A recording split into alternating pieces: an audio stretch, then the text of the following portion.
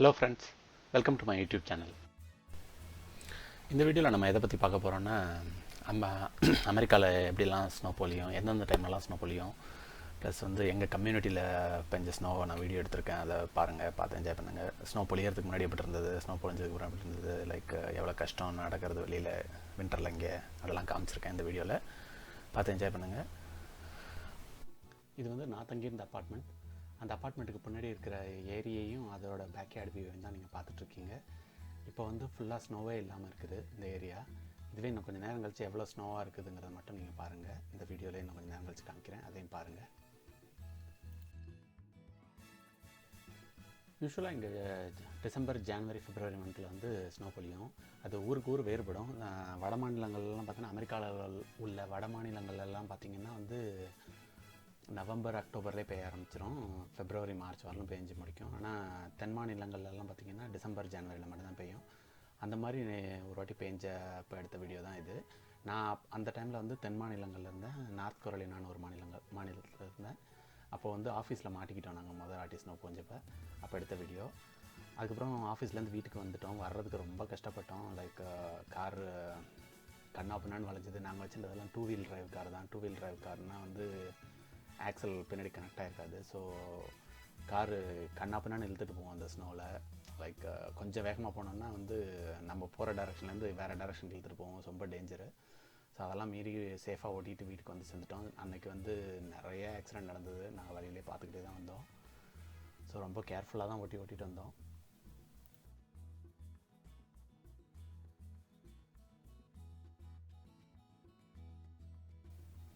அன்றைக்கி அதுக்கப்புறம் விடிய ஸ்னோ போட்டுகிட்டே இருந்தது. நாங்கள் தூங்க போயிட்டோம் கொஞ்சம் நேரம் கழிச்சு. பார்த்திங்கன்னா ஸ்னோ பொழிகிற டைமில் பார்த்திங்கன்னா நைட்டு ஃபுல்லாக வெளிச்சமாகவே இருக்கும். ஏன்னா கிரவுண்ட்லேருந்து எல்லாமே வெள்ளையாக இருக்கிறதுனால வந்து வெளியில் திறந்து பார்த்திங்கன்னா லைட்டே தேவையில்ல, அந்தளவுக்கு வெளிச்சமாக இருக்கும். நைட்டு 12 மணிக்கு வந்து வீடியோ எடுத்தால் கூட இப்படி தான் இருக்கும் வெளிச்சம். ஏன்னா வந்து அந்த ஸ்னோ வந்து ஃபுல்லாகவே கவர் பண்ணியிருக்கிறதுனால. இந்த ஏரி வந்து ஆரம்பத்தில் எப்படி இருந்தது பார்த்திங்க, இப்போ எப்படி இருக்குது பார்த்திங்களா, கொஞ்சம் கொஞ்சமாக ஐஸாகவே மாறிடுச்சு. அப்படியே ஸ்னோ போட்டுக்கிட்டே இருக்கும். அப்புறம் சில நாள் -20, -15 போகும்போது வந்து கம்ப்ளீட்டாக உறைஞ்சி போய் ஐஸாக மாறிடும் அந்த ஏரி. இது வந்து விடிய ஸ்னோ போட்டதுக்கப்புறம் வந்து மறுநாள் காலையில் விடிஞ்சு எழுந்திரிச்சு எடுத்ததுன்னு நினைக்கிறேன். அதில் பார்த்திங்கன்னா எல்லா கார்லேயும் ஸ்னோ போட்டு கிடக்கு. என்னோடய கார் அந்த பக்கம் நிற்கிது. அதுக்கப்புறம் நவுத்தி மாற்றி இந்த பக்கம் நிப்பாட்டியிருந்தேன். ஸோ அதை அப்புறம் உட்காந்து க்ளீன் பண்ணணும். ரொம்ப வேலை இருக்கும் சில நேரம். ஸ்னோ அப்போ வெளியில் காரை நிப்பாட்டிட்டோன்னா நான் வீடியோ எடுத்துகிட்ருக்கேன். விடிஞ்சு எழுந்திரிச்சுன்னு நினைக்கிறேன்.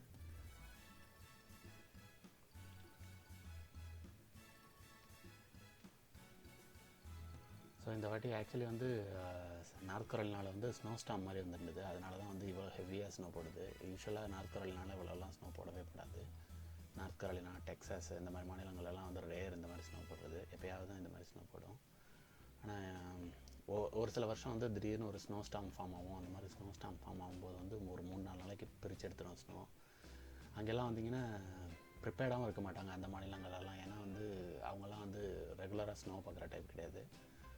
அங்கே ஒரு இந்த அடாத மலையிலையும் ஒருத்தர் ஸ்னோவில் வேலை பார்த்துட்ருக்காரு. ஸ்னோங்கிறது நத்திங் பட் மழை தான். ஆனால் வந்து ஃப்ரீசிங் டெம்பரேச்சரில் இருக்கிறதுனால வந்து அப்படியே உறைஞ்சி போயிடுது. இது வந்து ஸ்னோவெல்லாம் முடிஞ்சதுக்கப்புறம் வந்து என்னோடய காரை க்ளீன் பண்ணுறதுக்காக இந்த பக்கம் எடுத்து நிப்பாட்டிட்டு க்ளீன் பண்ணிகிட்ருக்கேன். அப்போ என் ஒய்ஃப் ஃபோட்டோ எடுத்துகிட்ருக்காங்கன்னு நினைக்கிறேன், வீடியோ எடுக்கிறாங்க. ரொம்ப கஷ்டமாக இருந்தது. ஆரம்பத்துலலாம் என்கிட்ட வந்து ஒரு செட்டப்பும் இருக்காது க்ளீன் பண்ணுறதுக்கு. ஏன்னா நான் வந்து சதர்ன் ஸ்டேட்ஸில் இருந்ததுனால வந்து ஒரு செட்டப்பும் வச்சில்ல. சும்மா இந்த குப்பை கூட்டுறதை அள்ளி வச்சு தான் ஸ்னோ எடுத்துகிட்டு இருந்தேன். அங்கே வந்து -20 போகவும் போகாது, ரேர் அந்த மாதிரி போகிறது. ஸோ அதனால் வந்து உடனே மெல்ட் ஆகவும் ஆரம்பிச்சிடும் ஸ்னோ சில நேரம். லைக் ஒரே ஒரு வாட்டி, இந்த வாட்டி மட்டும்தான் வந்து இப்படி மெல்ட் ஆகாமல் அப்படியே இருந்தது ரொம்ப நேரம். அதனால் வந்து நான் மறுநாள் ஆஃபீஸ் போகணுங்கிறனால க்ளீன் பண்ண வேண்டிய சூழ்நிலை. அந்த வாட்டி ரொம்ப காமெடியாக இருந்தது. லைக் எங்கள் ஆஃபீஸ்லலாம் வந்து லீவ் விட்டுட்டாங்க எல்லாருக்கும், லைக் ஸ்னோ போட்டதுக்காக. யூஸ்வலாக வந்து நார்தர்ன் ஸ்டேட்ஸ்லாம் வந்து ஸ்னோங்கிறது டெய்லி அஃபேர். லைக் இங்கெல்லாம் வந்து டெய்லி நடக்கும். அதனால் யாருமே கண்டுக்க மாட்டாங்க ஸ்னோ போடுறத. ஆனால் இங்கே சதர்ன் ஸ்டேட்ஸில் பார்த்திங்கன்னா இது வந்து டிராஸ்டிக் ஈவெண்ட் மாதிரி. லைக் புயல் வந்தால் நம்ம ஊரில் லீவ் விடுவாங்கல்ல, அந்த மாதிரி வந்து லீவ் விட்டுட்டு ஆஃபீஸ்க்கே மொத்தமாக லீவ் விட்டுட்டு நாங்கள் மட்டும்தான் போயிருந்தோம். போயிட்டு அப்புறம் நானும் கொஞ்சம் நேரத்தில் கிளம்பி வந்துட்டேன். ஏன்னா வந்து யாருமே இல்லைங்கிறனால ஆஃபீஸில். ஸோ ரொம்ப காமெடியாக இருந்தது. ப்ளஸ் ஆனால் ரிஸ்கியாகவும் இருந்தது. இது வந்து என்னோடது ஹோண்டா சிஆர்வி, பழைய சிஆர்வி. இது வந்து 4 வீல் டிரைவ் ஆக்சுவலி. ஸோ அதனால் இதில் ஓட்டுறது கொஞ்சம் பிரச்சனை இல்லை. ஆனால் என் ஃப்ரெண்ட்ஸ் எல்லாம் நிறைய பேர் வந்து 2 வீல் டிரைவ் வச்சுருந்தாங்க. அவங்களோட காரில் தான் நான் ஆஃபீஸ்லேருந்து வீட்டுக்கு வந்தேன். ஆனால் அதுக்கப்புறம் ஸ்னோ போட்டிருக்கிறதுனால வந்து என்னோடய கார் எடுத்துகிட்டு போக ஆரம்பித்தேன் சேஃப்டிக்காக.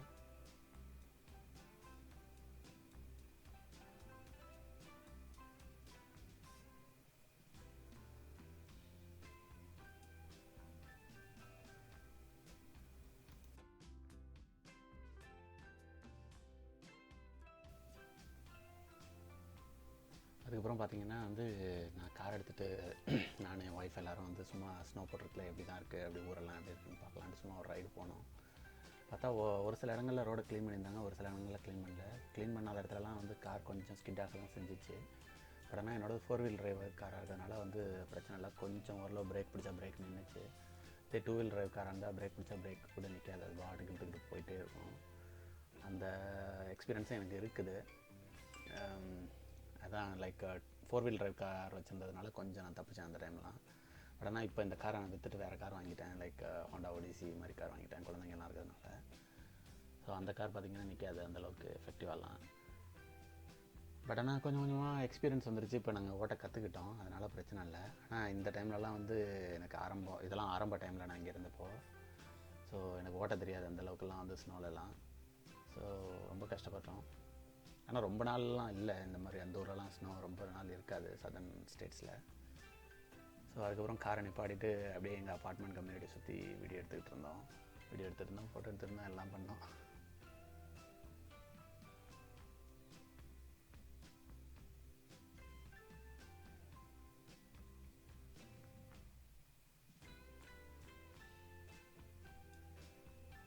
ஒவ்வொரு கார் மேலேயும் டன் கணக்கில் ஸ்னோ இருக்குது பார்த்தீங்களா. ஆனால் வந்து சதர்ன் ஸ்டேட்ஸில் என்ன அட்வான்டேஜ்னால் வந்து டெம்பரேச்சர் ஒரு 2 நாளில் சேஞ்ச் ஆகிடும். அதனால் தானாகவே வேக்கோட மெல்ட் ஆகிடும். ஆனால் இப்போது நான் இருக்கிறது கரண்ட்டாக இருக்கிறது பார்த்திங்கன்னா சிக்காகோ பக்கத்தில் ஒரு ஸ்டேட்டு. ஸோ இங்கெல்லாம் பார்த்திங்கன்னா மெல்ட்டே ஆகாது 20 நாள், அதனால் அப்படியே இருக்கும் ஸ்னோ மேலேயே. ஸோ அதனால் நம்ம தான் க்ளீன் பண்ணி ஆகணும். ஆனால் இது நார்த் காலினால அந்த பிரச்சனை கிடையாது, அது பாட்டுக்கு மெல்ட் ஆகி ஓடிடும். அதனால் ஒரு அட்வான்டேஜ் தான் அது.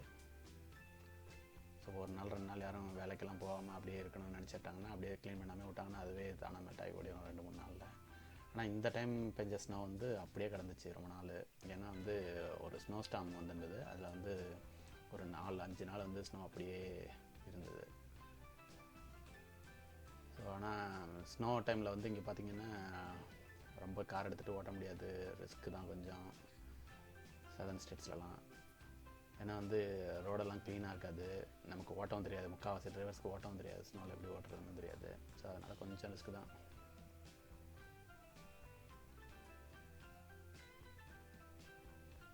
ஸ்னோவில் விளையாண்டு பார்த்துட்ருக்கேன் நான். ஏன்னா ஸ்னோ வந்து நமக்கெல்லாம் புதுசு தானே ஆரம்பத்தில், அதனால். ஆனால் இப்போ பழகிடுச்சு ரொம்ப ஸ்னோ, அதனால் நாங்கள் தான் வெளில போகிறதில்ல. ஆனால் முன்னாடிலாம் ஸ்னோ ஃபஸ்ட்டு டைம்லலாம் வந்தப்போல்லாம் நான் வந்து ரொம்ப என்ஜாய் பண்ணேன் ஸ்னோவில். வெளியில் போய் விளையாடுறதுலேருந்து எல்லாம் பண்ணோம். லேக் பார்த்திங்கன்னா பாதிக்கு மேலே உறைஞ்சிருச்சு. செடியிலலாம் எவ்வளோ ஒட்டி கிடக்கு பாருங்கள் ஸ்னோ அப்படியே.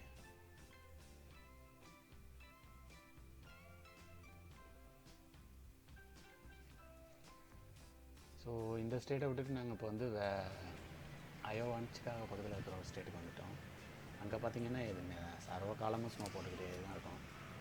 இங்கே பாருங்கள் எப்படி குமிச்சு வச்சுருக்காங்க ஸ்னோ வந்து க்ளீன் பண்ணி. ஏன்னா இந்த ஊரில் என்ன ஒரு இடம்னா ஓரளவு க்ளீன் பண்ணிடுவாங்க, ரோட்டை க்ளீன் பண்ணிடுவாங்க, நீட்டாக க்ளீன் பண்ணி வச்சுருக்காங்க. நமக்கு டிரைவிங்லாம் அந்தளவுக்கு ரிஸ்க் கிடையாது. ஏன்னா இந்த ஊரில் வந்து ரெகுலராக ஸ்னோ போடுவோம். இது வந்து பார்த்திங்கன்னா காஷ்மீர் மாதிரி ஏரியான்னு வச்சுக்கோங்களேன் இந்தியாவில். ஆந்திர பிரதேஷ்லேருந்து காஷ்மீர் வந்து அப்புறம் அந்த மாதிரி ஏரியாவில் இங்கெல்லாம் எப்போ பார்த்தாலும் ஸ்னோ போட்டுக்கிட்டே தான் இருக்கும். லைக் அந்த ஒரு 4 மாதம் 4.5 மாதத்தில் வந்து திடீர்னு ஸ்னோ போடும், எப்போ போடலை எப்போ போடலைன்னு ஸ்னோ வெதர் ரிப்போர்ட் பார்த்து தான் தெரிஞ்சுக்கணும். அந்த ஸ்னோ முடிஞ்சதுக்கப்புறம் வந்து எப்படி இருக்குது பார்த்திங்களா, மலையாக குடிச்சு வச்சுருக்கேன் ஸ்னோ. இது வந்து ஸ்ப்ரிங்கு சம்மர் வந்தோடனே கொஞ்சம் கொஞ்சமாக மெல்ட் ஆகி அந்த மழை கரைஞ்சி ஓடும்.